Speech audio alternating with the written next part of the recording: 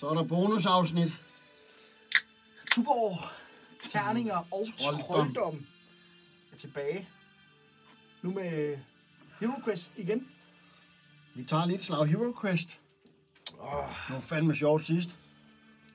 Vi har jo spillet den, der hedder Prøven. Det var den, vi spillede sidst, ja. Den spillede vi sidst, er det snart noget tid siden? Det var december. Det var december. Så i julegave fik jeg den nye version. Vi har jo den gamle, vi spillede på sidst. Så tænkte vi, at vi skal videre. Så nu skal vi spille en, der hedder Sir Ragnars redningsaktion. Det er spil nummer 2 i grundsættet. Så det er den, man spiller normalt efter prøven, eller? Ja, det er nummer 2. Den hedder også Mission 2. Okay, fedt. Så Dennis han styrer, som i første spil, hvis man har set det, alle 4 helte. Og jeg er så den onde, der styrer det. Fra første spil, der havde vi lidt guld i overskud. Jeg havde 200 stykker guld med barbaren. Ja. Der har jeg spenderet de 150 af dem på et skjold. Ja, hvad gør det? Dette håndholdte panser giver dig en ekstra forsvarsterning. Må ikke bruges sammen med kampøkse eller staven. Må ikke bruges af Magigon. Så jeg går altså fra 2 forsvarsterninger til 3. Og det har kostet 150 guldmønter. Sådan. Og så har jeg brugt 25 guldmønter til min dværg. Ja. Og der har jeg købt ham en dolk. Denne skarpe kniv giver dig 1 i angrebsstyrke. Nej, 1 på kampterningen. Ja. En dolk kan også kastes mod hvilket som helst monster, du kan se. Men når den er kastet, kan du ikke få den tilbage. Så den skal jeg jo bare lige kaste en enkelt gang, så er den væk. Det er, du har givet 25 guldstykker for en kastekniv, du kan bruge en gang. Ja. Men den kan også være... Den kan godt være en game changer, fordi den kan jo kaste i det, der hedder line of sight. Altså det, du kan se, kan du også kaste på. Ja. Så den kan sikkert godt være god. Så det er jeg ret tilfreds med min køb der. Nogle gode køb, og det er, hvis man er meget ny. Vi er også forholdsvis nye, hvis man er meget ny, så når man spiller de her eventyr, så kan man finde noget guld, eller vinde noget guld. Ja. Det kan man så købe udstyr for imellem eventyrene. Og det er så her, du har købt skjold og kastekniv til barbar og dværg. Ja. Så har du lidt magier. Elveren, han har jo en type magier, og magikeren har så 3. Og det er ikke fordi, du skal læse dem op eller noget, men hvad for en magi har elverne? Eller elveren, hvad for en bruger han? Han bruger en, der hedder mod. Nej, men han har alle 3. Altså, så har han ild. Han har alle 3 ild, så. Har han alle 3 ild? Ja. Shit, jeg troede kun, han havde en af dem. Nej, han har alle 3.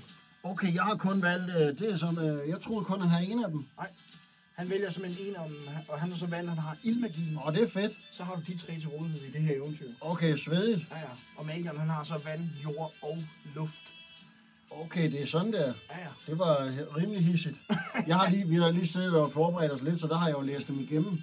Nå, det er derfor, jeg læste den. Det er derfor, jeg læste dem, fordi så tænkte jeg jo jeg troede, han havde 1, og Magikeren havde 3. Okay. Nej, den er sgu, der har du lidt mere at gøre. Okay, sindssygt, mand. Så vil jeg også sige, at Magikeren har været rigtig dårlig jo. For han kan jo ikke slås eller forsvare sig næsten. Nej, det er selvfølgelig rigtigt. Okay, det er vildt nok. Ja, der har du sgu lidt at gøre med. Det skal vi da lige have lavet om så. Ja. Fedt. Men jeg kan da lige læse op her eventyr nummer 2, som er mission nummer 2 i den danske oversættelse, det ved jeg ikke, men det er i hvert fald det, spiller den nye kasse her. Brættet er vist gjort lidt større, og så er det selvfølgelig gjort lidt mere ud af kortene her, altså monster og alle de her tegninger og sådan noget, der er. Dem er der gjort lidt ekstra ud af, hvis man kan lide det. Men hvis jeg lige læser mission nummer 2, den første vi spillede var jo prøven, hvor man ligesom får lige får lov at snuse til, hvad det egentlig er. Og her har vi så en mission, som der skal klares. Den hedder Sir Ragnars redningsaktion. Sir Ragnar er en af kongens mægtigste riddere, er blevet taget til fange. Vi har grund til at tro, at han holdes indespærret af Ulak, orkernes krigsherrer. Vi kan finde Sir Ragnar og bringe ham til trappen. Prins Magnus har udlovet en dusør på 240 guldstykker til deling mellem heltene, hvis I redder Sir Ragnar. Hvis Sir Ragnar bliver dræbt under flugten, udbetales dusøren ikke. Så der er altså 240 guldmønter på spil, som bliver fordelt mellem heltene, der overlever. Hvis I får Sir Ragnar tilbage til trappen, og trappen er her, hvor heltene også starter på i spillet. Og det synes jeg er det eneste, du får at vide. Ja. Og skulle du støde på omvandrende monster i denne mission, så vil det være orker. Det var det også i etteren, var det ikke det? Var det goblinger og orker? Jeg mener også, det var orker. Ja, skeletter og... Nej, jeg kan sgu ikke huske det. Ja, for omvandrende monster, det kan kun med ens type. Okay. Ja, så kan jeg sgu ikke huske det. Nej, men det kan jeg da se her. Det står lige her, hvis der er nogen interesse. Det var også orker. Ja, okay. Og det er, når man søger efter skat i et rum, så kan man jo risikere at møde omvandrende monster. Men ellers så tror jeg egentlig, vi er ved at være sådan rimelig klar. Det skal siges, at vi er ikke veteraner eller hardcore til at spille. Det er vores andet spil. Det er vores andet spil, og så har vi selvfølgelig spillet det for mange, mange år siden. Ja. Så der kan godt være lidt småfejl eller noget. Det må I blive over med. Det kan der sagtens være. Det er da nok, helt sikkert, faktisk. Men ellers så prøver vi at spille det, som vi nu mener, det er. Så, og du har en rækkefølge på dine helte. Altså hvem der starter, og hvem der går... Altså 1, 2, 3, 4. Så vi nævne den. Barbaren starter, så kommer dværgen, elveren og min magiker til sidst. Godt, så det er den rækkefølge, du kører. Du starter hen i det her midterste rum her, hvis det kan være lidt svært at se, men det, man kan se her, det er en lukket dør. Og så er der også en pinebænk. Der er simpelthen en torturbænk inde i første rum. Og som jeg husker, kan du ikke afsøge det første rum her for skatte og hemmelige døre og alle sådan nogle ting, men det kan du jo, når du... Så ved man ligesom, hvad der venter, når der er en pinebænk i første rum. Ja, så er scenen ligesom sat. Så der er ikke noget i det første rum, jeg kan søge efter? Det er sådan, jeg mener, det er, at i det første rum, der søger man ikke efter noget. Godt. Så, godt. Så der skal jeg bare ud, jo. Du skal sådan set bare ud, og du starter med din... starter med min... Med din barbar. Og de kan alle sammen rykke 2 røde terninger, ikke? Er det ikke sådan, jo. Godt. Fordi de onde, de har allerede fastsat, at de kan rykke. Barbaren rykker 7. 1, 2, 3, 4. Og så kigger du ud her. Kigger jeg ud. Og der er noget med, så kan du allerede nu... Man forestiller sig, at han kigger ud her af døren der. Ja. Og det du kan se, det er, at du kan se... At hernede for enden, der står en goblin. Okay. Han står hernede for enden af korridoren. Det er det, du kan se. Det er det, jeg kan se. Jeg har jo kun brugt de 4. Ja. Nu er 3 move tilbage. 5, 6, 7. Så prøver jeg at kigge op ad den korridor der. Der ser du ikke rigtig noget. Okay. Så prøver jeg med dværgen. Ja. En 9. Okay. Jeg kan ikke huske, skal jeg bruge dem? Nej, det skal du ikke. Nej, jeg skal ikke bruge dem. Du kan rykke op til 9. Eller hvad du nu slår. Ja. 1, 2, 3, 4, 5. Ja. Hvis du ikke vil bruge mere... Jeg kan sådan set godt rykke ham helt hen og slash ham jo. Jeg kan lige komme hen og stå. 5, 6, 7, 8, 9. Du kan komme hen i kamp, og så slår du også først. Det kan jeg lige så godt. For ellers så rykker jeg måske ind i hovedet på ham. Vi starter sgu hårdt ud. Hold da kæft, vi er allerede i kamp. Den lille, hvad sagde du, kaldte du ham en goblin? Det er en goblin. En goblin, jeg har... Det skulle jeg nok kunne dask. Altså, han er ikke imponerende i sin tal, vil jeg sige. Han har 2 kampterninger. Han har 1 kropspoint. Det vil sige 1 skade, så dør han. Okay. Og det er jo så her, du skal slå dødninghoved. Dødninghoved, det er jo træffer. Dødningehoved, okay. Kom så. Jeg slår ikke nogen. Der var 0 dødninghoveder. Så slår goblinen altså tilbage. Han har 2 angrebsterninger. Nej, undskyld, det gør han ikke endnu. Det er først, når det bliver min tur. Du har stadig de 2 der. Jeg har stadig de 2, ja. Fint. Man skal forestille sig, at de rykker nærmest samtidig. Ja, fint. Så de 4 aktioner, de sker... Ja, godt. Men du kan ikke komme hen. Jeg kan ikke komme ind alligevel med min 11 rykker 3. 1, 2, 3. Det er lige døråbningen. Det er lige døråbningen. Og min magiker 4, så den kan stå lige ude for døren. Ja. Ikke, eller hvad? De kan godt rykke igennem hinanden. Ja. Og så kan det godt være, at vi gjorde det forkert. Det er så først nu, du angreb. Okay. Men det har du så bare gjort. Man gør ikke det færdigt med en... Nej, man rykker med dem alle sammen først, og så slås. Ja. Okay, fint. Nå, men så har jeg jo bare angrebet. Ja. Og så slår goblinen der, han slår sig tilbage. Han har 2 angrebs... 2 angrebsterninger. Forstår du det der? Der står 2 angrebsterninger. 2 angrebsterninger 1. Ja, det er fordi, det er en fejl, for det er jo forsvarsterninger, den kun har en af. Der er trykfejl. Det er fordi, der er... Og det er der også i kort. Det er der i et par af de nye kort, har vi set. Ja, det er rigtigt. Jeg har faktisk også de andre. Nå. Men det er jo bare, fordi den har en i forsvarsterning. Ja, det er rigtigt. Jeg har dem også derovre. Ja. Men han har 2 angreb. Han leder efter dødninghovedet. Han rammer en enkelt. Han rammer sgu. Så skal du slå de gode skjold, som er løven der. Ja. Kom nu. Ja, jeg slår en enkelt. Kling. Sådan. Sådan. Super. Så slår du tilbage. Og det gør vi. Nu gør vi kampen færdig, eller hvad? Ja, vi er i kamp. Godt. Ja, det nu huske. Hvad gjorde vi sidst? Det kan jeg ikke huske. Jo, vi skulle nok have rykket med dem alle sammen. Ja. Og så skal vi nok slås kampen færdig, må ikke? Ja, det mener jeg. Eller nej, det skal jeg vel ikke, for jeg skulle i realiteten have mulighed for at rykke dem her op også og kæmpe med, jo, hvis det er. Det er sådan, det er. Fordi det her, det var så en runde. Nu har vi slået. Vi har rykket og slået. Ja. Så nu starter vi igen med barbaren. Godt. Så man skal forestille sig, at de her to, de er i kamp, og nu begynder vi på tur 2. Ja.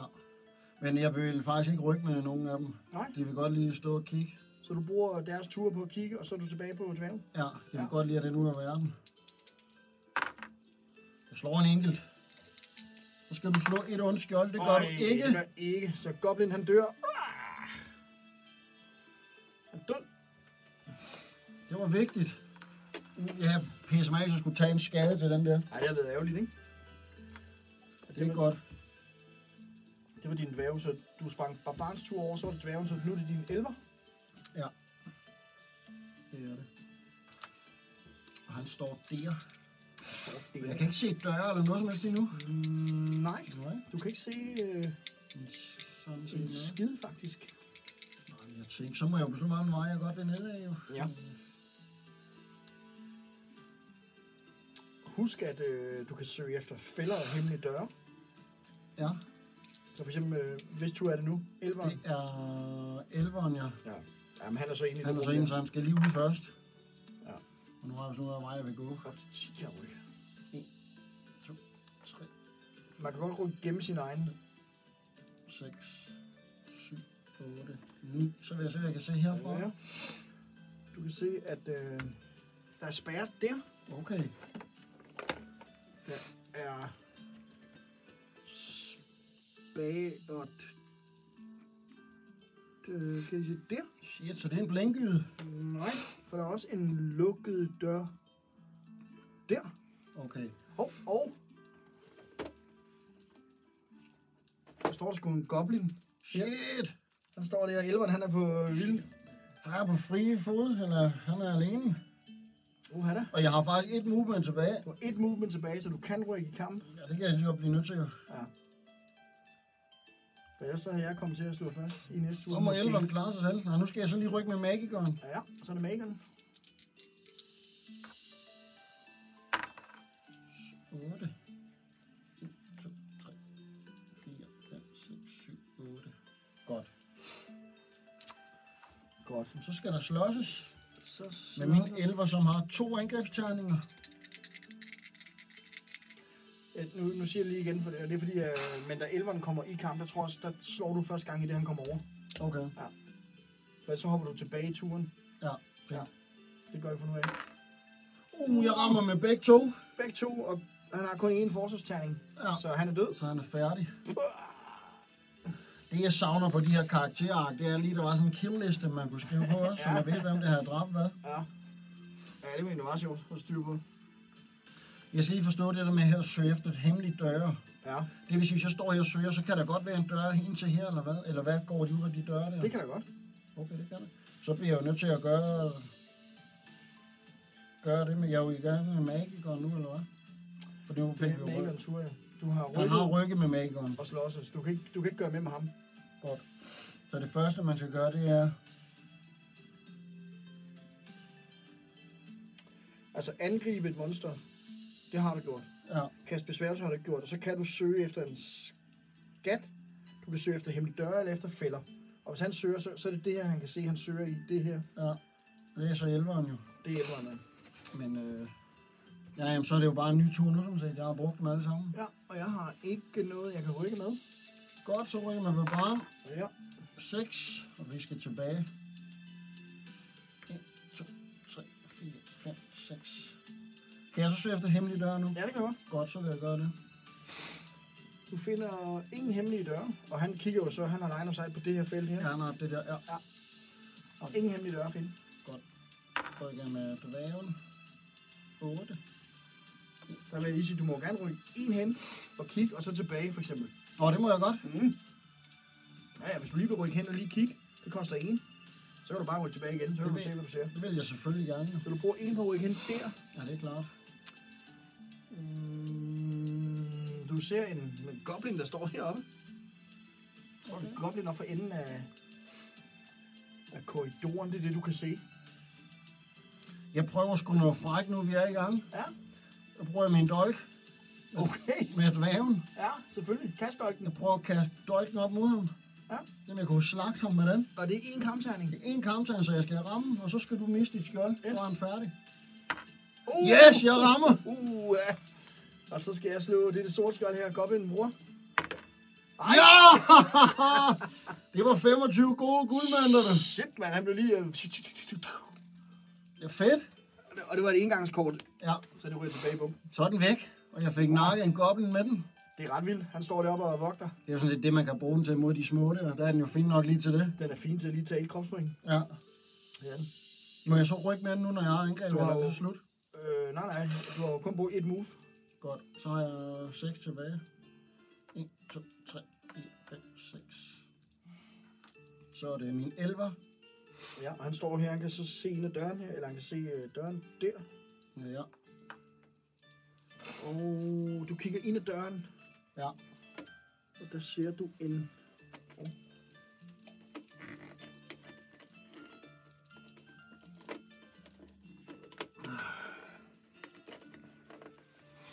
Hvis jeg ellers kan få dem op. De sidder godt fast. Der står en ork, og det er en ork, der står. Og bag den ork har du en lukket dør. Det er det, du kan se derinde. Ja. Ja, jamen jeg skal jo i hvert fald ikke, jeg skal lige slå med elverne. Jeg skal i hvert fald ikke grine af med ham. Nej. 1, 2, jeg bruger bare 2 af hans movement. Så er du på Mageren. Ja, ham, det er lige meget med ham, ham vil jeg ikke rykke med. Okay. Men så bliver det min tur. Ja. Jeg finder lige kortet for orken. Den ork. Fedt kort. Satan. Altså, nogle hissige billeder. Og i modsæt dig, så skal jeg ikke... Jeg mener, at der står, hvor langt de kan rykke. Ja, det gør det også. Hun bevæger helt ud til venstre. Bevægelsesfelt. Undskyld, ja. 8. 1, 2, 3, 4, 5, 6, 7. Jeg stiller mig op ved siden af troldmanden. Ja. Så orken, han ved godt, at troldmanden er lidt sværere i kamp, så han går direkte efter struben på ham. Ja, det kan jeg godt forstå. Han har 3 angrebsterninger, ligesom din barbar. Nej, det er snart med barbarer. Så han slår på troldmanden. Og han rammer kun på 1. Hvad har troldmanden af forsvarsterninger? Den har 2. Okay, det er meget godt. Jeg får ikke nogen. Dask, han får lige en. Hvor mange livspoint, kraftpoint har han? Det må være den, der hedder krop. Ja. Så har han nede på 5 nu. Han har 6. Okay, det er meget godt at have 6. Undskyld, det er også forkert, det jeg siger. Det var min 11. Magikeren har 4, så han er nede på 3 nu. Ja. Jamen, det var min tur. Det var din tur. Så går du på barbar. Så er jeg barbaren. Ja, der rykker bare op på siden af. Ja. Og skal jeg så angribe nu, eller hvad? Inden jeg rykker med de næste? Ja, så slår barbar, fordi han kommer i kamp. Godt, og ham har jeg 3 med. Ja. Jeg rammer med en enkelt. Jeg har 2 forsvarsterninger med en ork. Ej, og han har kun et kropspoint, så er han død. Allerede? Ja. Det var heldigt. Ja. Det var godt. Det Ja, var rigtig godt. så har du brugt barbarens tur. Så er det dværg. Så er det min dværg. Du kan godt rykke gennem din egen, hvis du vil stadig ved den vej ind der. 5. 1, 2, 3, 4, 5. Godt. Og der er ikke andet, jeg kan sige. Nej, det var kun orken, jeg kunne Så kan se. du, nu er du kommet ind med ham, så kan du, fordi du har rykket, så kan du enten søge efter fælder, døre, skatte. Så vil jeg selvfølgelig godt søge efter fælder. Efter fælder. Du finder ingen fælder i dette rum. Perfekt. Så kan han ikke gøre mere, vel? Nej. Så er det min 11'er. 11'eren. Det kan også sagtens komme ind. Jeg slår 9. Ja. 1, 2, 3, 4, 5, 6, 7. Så vil jeg søge efter... Du har søgt efter fælder, det var der ikke noget af. Så kan du søge efter skatte eller hemmelige døre. Så søger jeg efter hemmelige døre, selvfølgelig. Finder ingen hemmelige dør. Godt. Så er der min magiker. Han ryger med en også. 1, 2, 3, 4, 5, 6, 7, 8. Og han kan søge efter skatte, hvis du vil det. Det vil jeg ikke. Det vil med du ham. ikke? Nej, ikke med ham. Jo, jeg har søgt efter skatte med dvæven jo. Jeg har søgt efter skatte og hemmelige døre. Fælder og hemmelige døre. Det var fælder, ja. Jamen skatte, det var der, hvor Der det trækker man en kort. Ja, så det kan også være noget lort. Det kan være guld, det kan være alt muligt, og det kan være monster. Ja, så det skal jeg ikke lige gøre med elveren lige, eller magikeren lige nu. Altså, hvis nu, lad os sige, der er et omvandrende monster inde, så stiller jeg det monster, hvor jeg vil. Så det er lige meget, hvem du søger det med. Ja. Men hvis du føler, at han er sårbar derinde, så skal du jo ikke gøre det, hvis du er bange for at blive angrebet. Jeg vil lige have barbaren med ind også i hvert fald. Ja. Og det kan jeg har ikke før det er hans tur. Det er det jo nu, hvis du er færdig. Jeg er færdig i hvert fald. Jamen, jeg har ikke noget på kortet. Nej. Så det er bare 8, 1, 2, 3, 4, 5, 6, 7, 8. Han kigger ind gennem døren. Han kigger gennem døren. Han er ikke mere i move, men han kigger ind igennem. Hvad ser han derinde? Han ser en...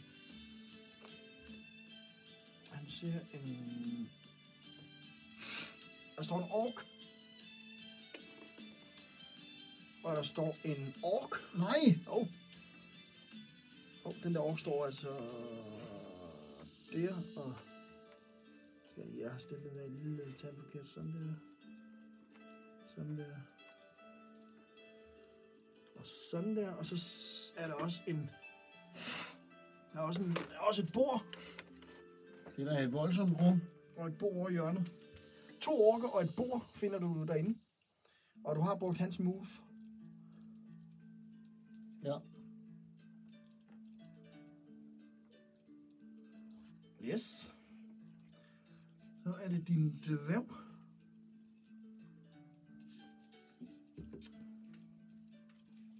Det er jeg ikke så stolt af, det der. Nej. Gammel træbord og 2 orker. Ja.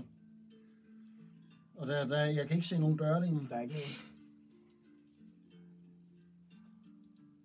Men der kan selvfølgelig godt være en hemmelig dør, jo. Det kan du søge efter, ja. Ja. I realiteten.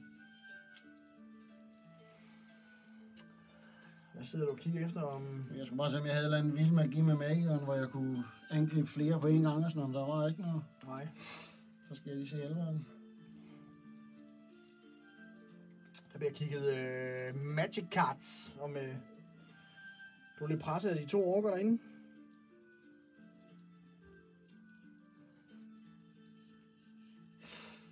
Jeg synes, den er voldsom. De var sådan rimelig stærke, jo. Ja, Og det mindste ikke. de skal kun rammes en gang, så dør det, men de slår også lige så godt som barbaren. Ja, det er jo det. Okay, men det er dvæven i hvert fald. Men man behøver ikke løbe derinde, jo. Nej, men hvis jeg løber ud, så jagter du mig bare jo. Jeg skal få dem ryddet af vejen. Men du har barbaren inden, han har sat prop i. De kan ikke komme ud forbi ham. Nej, det kan de selvfølgelig ikke. Så skal de slås med ham en mod en. De skal tage ham en nu inden, men... hvis der ikke er noget derinde. Men det er op til dig, hvordan du griber situationen an. Ja, men jeg lader dem blive stående. Så må de skulle komme mand mod barbaren, hvis de tør. Så du passer turene og bliver stående i døråbningen med barbaren? Ja. Ja. Så giver du turen til mig. Ja. Så kom! Så kom! Så rykker den første ork op i døråbningen. Gør klar til at angribe barbaren. 3 kampterninger. 0 træffer. Herregud dog. Nej. Så slår jeg bare tilbage Ja. med mine 3. Jeg rammer med 2. Og jeg har kun 2 forsvarsterninger.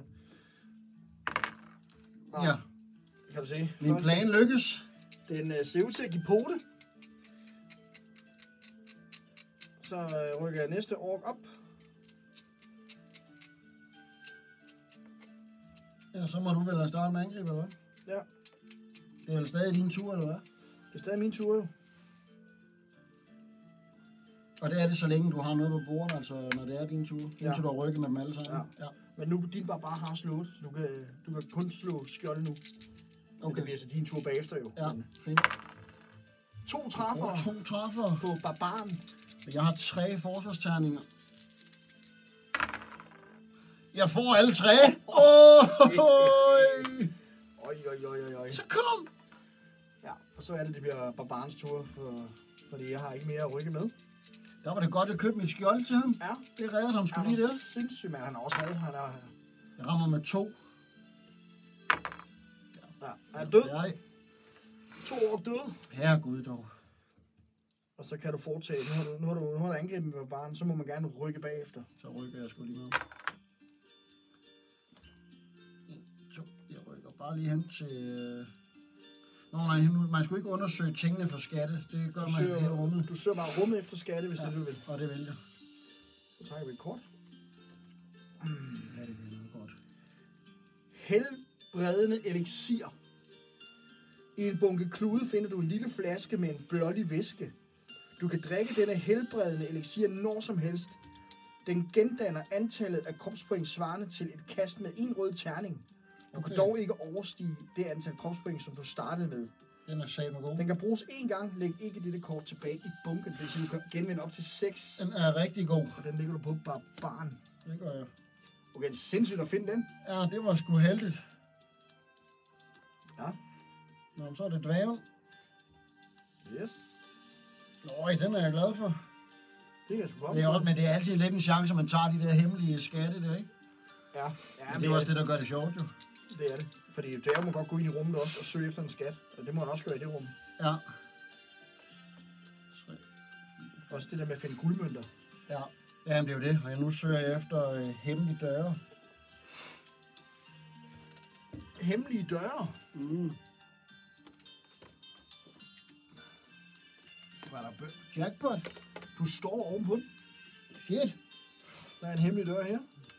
Okay, går den nedad? Nej, det fortsætter den åbner op. Det kan jeg godt se, det er en stendør, ja. Okay, fedt. Så fordi du står på feltet, så åbner døren også. Og derinde, der kan du se en...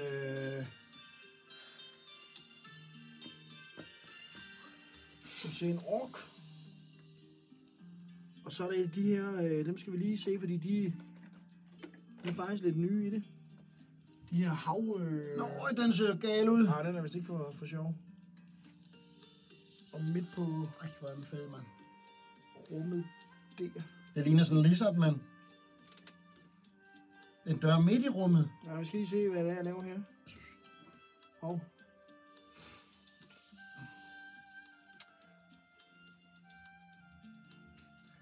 Ja, det er fordi, at den er spejlvendt, så der skulle være en væg der, men det passer. Det passer med brikkerne.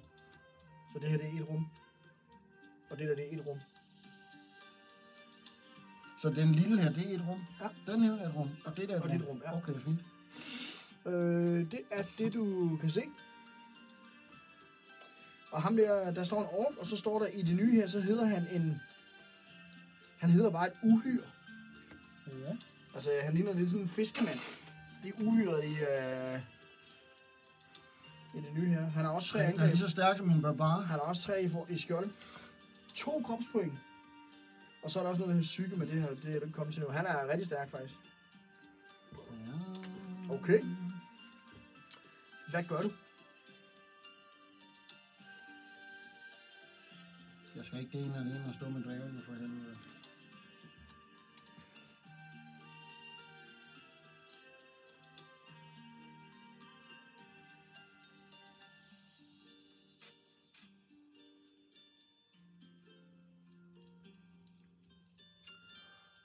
Hvad tænker du? Hvor mange move har du brugt?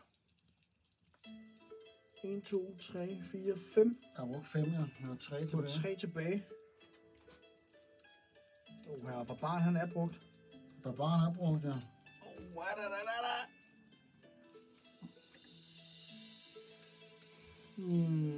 kunne også lige så godt bare rykke frem og angribe, men så står han bare det ene hele selv, jo. Ja, og de står så de begge to kan slå ham. Ja, det gør de nemlig, så det er jeg ikke meget for. Så er måske... Jeg rykker ham herind. Jeg har 3 tilbage. 1, 2, 3. Yes. Så er det min 11. 5. 1, 2, Ja. 3, 4. 5. Det var magikeren. Hvorfor så? Så min 11. Han er ikke kommet ind så. Nej. 1, 2, 3, 4, 5. Han kan stå lige i Står døråbningen. døråbningen. Magiker kan rykke 10. 1, 2, 3, 4, 5. Her rykker jeg bare lige 5 med. Yes. Jamen, Ja. så er det mig. Så har jeg ikke mere at gøre. Så rykker vi fiskemanden, som jeg kalder ham. Han er uhyret. Han har sexy move. 1, 2, 3, 4, 5. Så kommer han dernede at stå. Det er 11, det er magikeren, ja. Han kommer ned til magikeren og slår. Jeg stiller ham direkte over for magikeren. Ja. Han angriber magikeren med 3 kampterninger. Rammer på 1. Magikeren har 2 forsvarsterninger. Jeg får det ikke. Han får dask. Min magiker er nede på 2. Og den her, den fylder de der 6 felter, så har om der han står der. Okay, ja, fint. Så jeg kan ikke komme lidt til magikeren med ham der. Nej, det er meget heldigt. Orken, han kan rykke 8, så han rykker 1, 2, 3, 4. 1, 2, 3, 4. Han går sgu på dværgen. Ja. Han angriber med sine 3 kampterninger. 2 stykker. 2 træffer. Min dværg har 2. Jeg får ikke nogen. Ui, igen rammer jeg. Ej, ja. Så min dværg er nede på 5. Så starter du med din barbar. Ja. Jeg kan jo lige se op, jeg rykker bare i kamp, jo. Ja. Jeg skulle bare slå over 1 for at komme i kamp, så det behøver ikke at slå for, tænker jeg. Jeg behøver ikke slå for. Og du angriber uhyret. Vent lidt, jeg skal lige se, må jeg kaste? Jeg skal lige se, hvornår kaster man magier i runderne?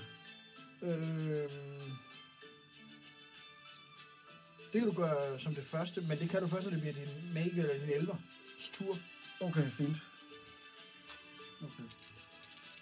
Men så er der ikke så meget, der gør noget klask, jo. Så når du kaster en besværgelse, så er det i stedet for angreb. Godt. Jeg rammer med 1. Du rammer med 1 på fiskemanden. Og det er på uhyret der. Den uhyret, ja. Og han har altså 3 forsvarsterninger. Du får ikke nogen. Han misser alle 3. Han har dog 2 kropspoint, så han har 1 liv tilbage, min fiskemand. Liv tilbage. Så er det din dværg. Ja, han skal bare slås, jo. Ja, han går bare direkte i flæsket på orken. Jeg rammer ikke med nogen. Så er det din elver. Ja, han kan ikke rykke sig, jo. Nej, jo, for du kan godt rykke gennem din egen, så du kan faktisk jeg godt komme over til... Du kan komme over bag, hvis du slår nok. Ja. Jeg slår 10. Du står over bag orken. Så stiller jeg mig over bag orken og ham. Yep. Så er det 2 mod 1 begge steder. Det er sgu, der er lavet sandwich derovre. Ja. Ork sandwich. Så angriber elveren. Og den har 2 i angrebspoint. Ja. Jeg rammer med en enkelt. Det kan være nok. Orken han har 2 forsvarsterninger. Ja! Ej, han bliver taget ud af elveren. Brutalt. Og din magiker som den sidste. Ja, jeg er lidt om jeg skal bruge noget magi nu. Eller flytte ham for kamp. Ja, eller flytte ham for kamp. Slå, du kan også slå. Jeg kan også slå, men... Han har 1 liv tilbage. Ja.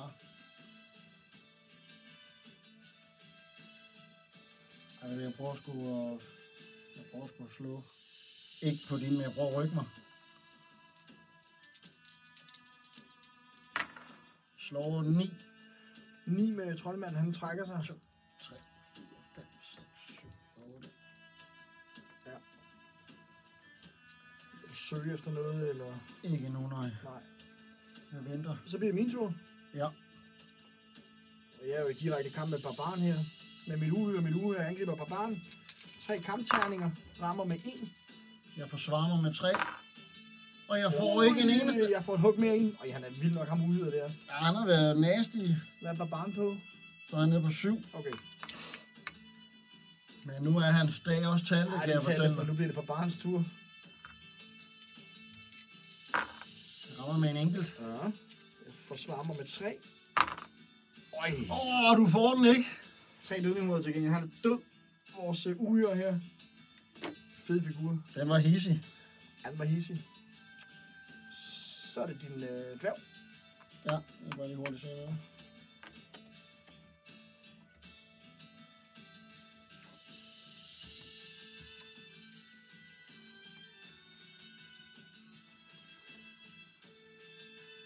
Mein Dwarf. 4, 5, 6, 7. 1, 2, 3, 4, 5, 6. Så er det min 11. Jeg vil egentlig godt lige søge efter hemmelige døre. Søg efter hemmelige døre. Hvor står elveren? Dvæven. Dværgen. Han finder ingen hemmelige døre. Godt. Så er min elver. Der rykker rigeligt. Han rykker bare lige. Ja. Og min barbar har jo slåsset. Han har slåsset. Han slog tilbage jo. Ja, du skulle rykke med ham, men du Så han må godt rykke. Ja. Godt, så er det bare sådan først. Så 4. Godt, så er de samlet igen. Så er de samlet. Skal der søges efter et eller andet derinde? Du har søgt efter hemmelige døre. Fælder eller skatte? Hemmelig dør, jeg søger fælder. Jeg vil gerne søge efter fælder. Du finder ikke nogen fælder derinde. Godt. Skatte vil du ikke søge efter?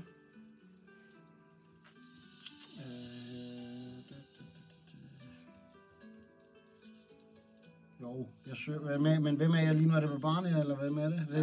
Det var egentlig Magiens tur, var det ikke? Jo, så det er bare lige meget, hvem der gør det. Nej, det er det jo ikke i forhold til, at de kan finde guld og sådan noget. Nej, men jeg er Magiker nu jo, som den sidste. Ja. Og jeg vil ikke noget nu, men jeg vil godt lige bruge en magi. Okay. Jeg vil godt lige bruge kropshelbredelse. Ja. Denne besværgelse skal kastes på hvilken som helst, også dig selv. Dens magiske kraft gendanner straks op til 4 kropspoint, dog ikke flere end heltens startantal. Okay. Så jeg giver lige min magiker 2 og brænder kropspoint. En jordbesværgelse af. Ja. Yes. Så er han tilbage på 4 igen. Så er han tilbage. Ja. Jamen, jeg har ikke noget ryg med, så du er tilbage på din barbar. Godt. Så kan han søge efter skatte, eller han kan rykke. Han søger efter... Jamen, han kan vel begge ting, ikke? Jo. Jeg søger sgu efter en skat, du. Ja. Med barbaren. Du skal nok spille lotto. Juveler. Du finder en lille æske af træ. Den er simpel og meget gammel. Du åbner den og ser, at den er... at den indeholder bitte små juveler. Der er 50 guldmønter hver. Noter penge på dit figurark. Shit.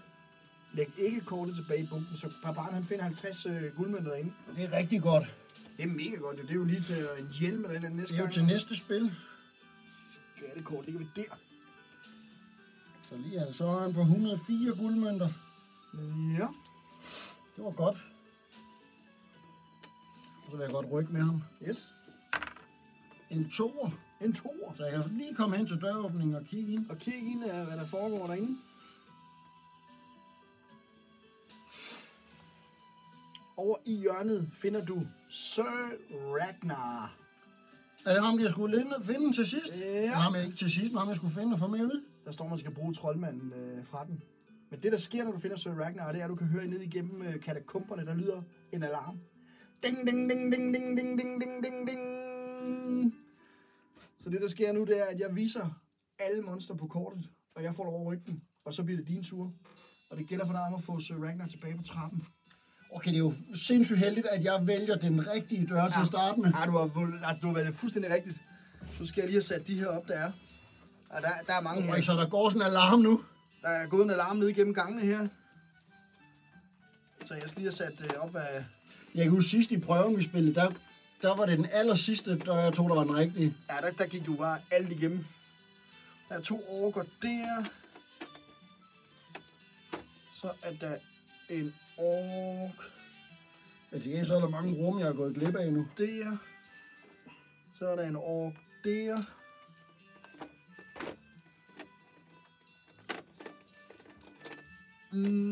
Hold kæft, der er mange her. Så er der en goblin der. Fuck. Der er en dør der.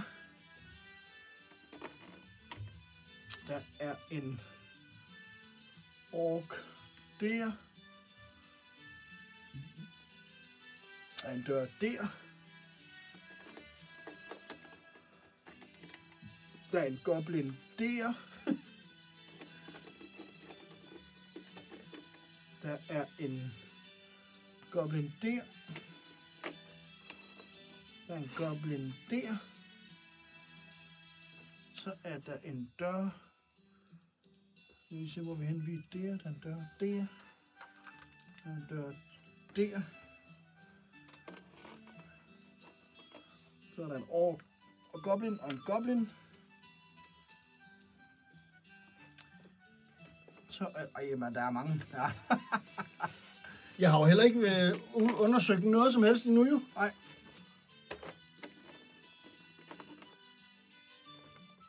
Så er der en... Det er godt nok svært lige at gennemskue her. Så er der en goblin der.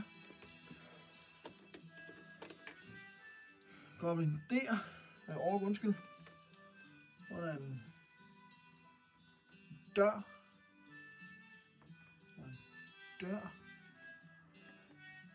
Og en dør. Den var ikke rigtig.